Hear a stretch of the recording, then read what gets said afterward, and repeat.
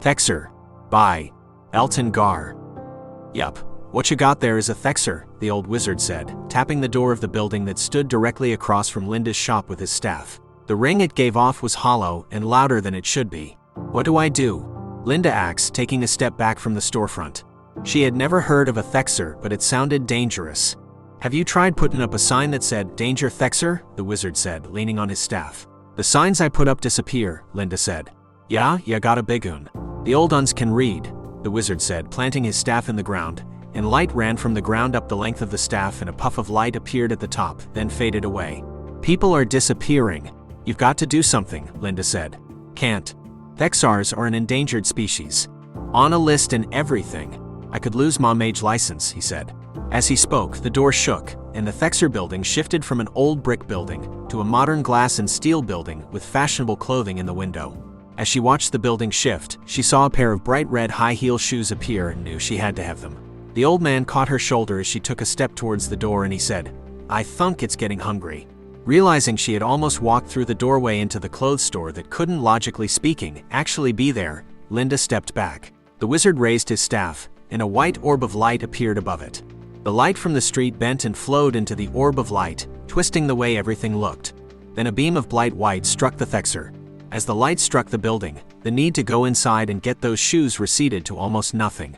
There has to be an exception if the thing is eating people, Linda said.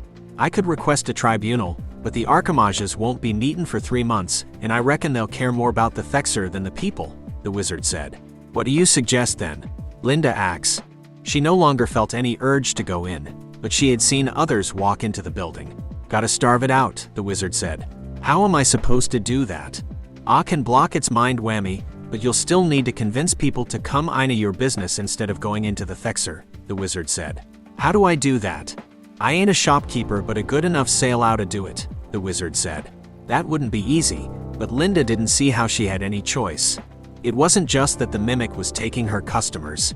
It was eating them, which would make it far harder to win them back. I suppose I could probably lower prices some, Linda said. You not understand.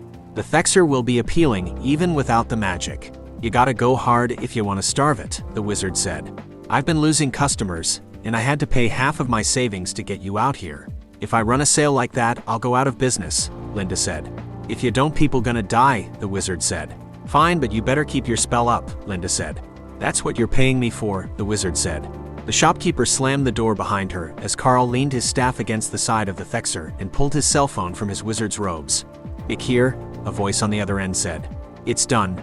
If you wait 2 weeks and make an offer, she'll probably sell it to you for a couple of sandwiches," Carl said. "Did you use that absurd accent again?" "Mick axe. People like it.